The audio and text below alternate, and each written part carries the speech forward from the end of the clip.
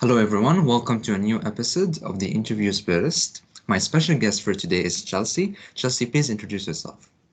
So, my name is Chelsea Frank, and I recently finished up my master's in integrative biology at the University of Windsor.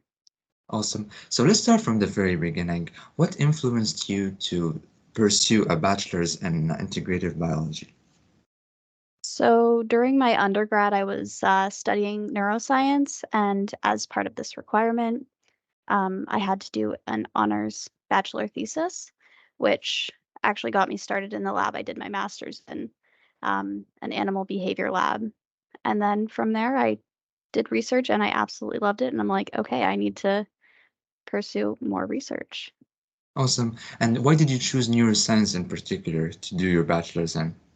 So for that, there was a class back in high school I had taken that talked about psychology and sociology and anthropology, and I absolutely love biology. And it's like, what program at the university actually incorporates both of these? So neuroscience was that happy medium between psychology and biology and learning about the brain and what it does and why.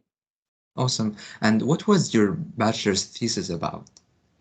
I actually looked at polar bears, slightly um, not about the brain, but we focused on animal behavior and how their behaviors changed when they got onto land over the summer because they had been seen on this island more with increasing climate. Awesome. And so, like transitioning into university, how was your first year compared to your classes at high school? So it was very different. There was a lot less of like the teachers knew your name and who you were. You really had to like go and make yourself known and actually approach them if you had questions or needed help. Um, I did like the independence of it a lot more though. Yeah. And moving into a graduate program, how would you compare your bachelor experience to your master's and PhD? It is totally different, because my master's is a research-based one, so I think we had to do all of 2 courses, and it was a much easier coursework load.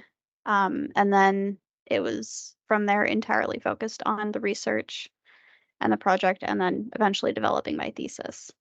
Awesome. And how your like typical day as a researcher looks like?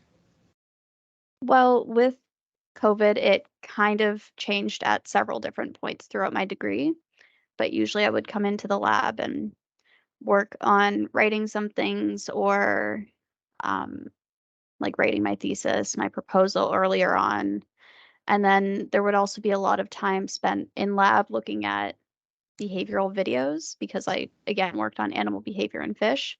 But then I also was able to go into a genetics lab and do my transcriptional analyses because my project overlapped both behavior and gene transcription. Awesome. And since your research involves a lot of field work as well, can you describe like one of your field works? So for my fieldwork, it was all done right before I technically started my master's. We went out in June, very beginning of June, and it was like a solid week and a half. We were just in a hatchery collecting the samples that we needed, running behavioral trials. And then afterwards, all of the in-lab stuff focused on analyzing the data we collected over that span of time. They were long days though. Oh, awesome.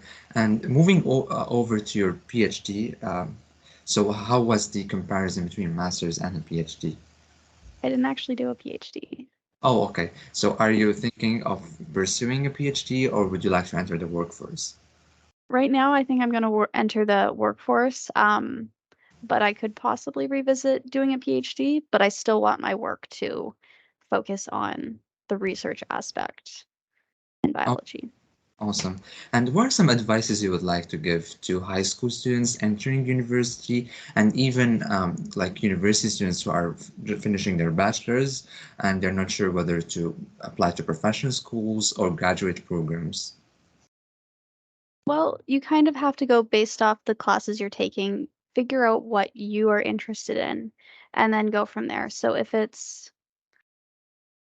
you are more focused about learning and that's what you care most about, then maybe research is a good avenue to go. And During my undergrad, I also kind of wanted to go into med school, but that didn't end up happening, and I ended up loving research more. So, to university students, med school is also not the only option. There's lots of fields out there that can leave you happy and fulfilled in your job. Awesome. And reflecting back on your experience so far, I would say like if you were to revisit it again, would you change anything about it? I really liked the research project I had because I was able to incorporate genetics into the animal behavior side, and that project actually focused more on neuroscience than my undergrad thesis did, which I really, really liked bringing that back into my life a little bit. So I don't think there's anything I'd really change. If I could tell myself at the beginning of COVID to be a little bit more motivated and it's going to be okay, maybe that, but unpredictable circumstances. Oh, awesome. And do you have any tips for like maintaining your physical and health and mental well-being, during studies, during research? Um, Earlier on, if you are doing a research degree, make sure that you are like taking the nights off and weekends off. Like, don't keep pushing yourself because academic burnout can happen. And maybe as you get close to the end of your graduate degree, there might be that expectation to work a little bit more, like every single night and sometimes through weekends because you really just want to get it done. So early on, don't burn yourself out and take the breaks that you need. Even if you're like, no, it's fine, I'll go into lab on the weekend. You don't have to. Oh, awesome.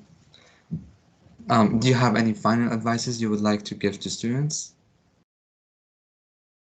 Other than find something that you're passionate about so that it, like the work you're doing, becomes a lot easier. Awesome. Yeah, thank you so much for sharing your insights and for sharing your journey with us. Thank you for being a speaker. Thank you so much for having me. Thank you.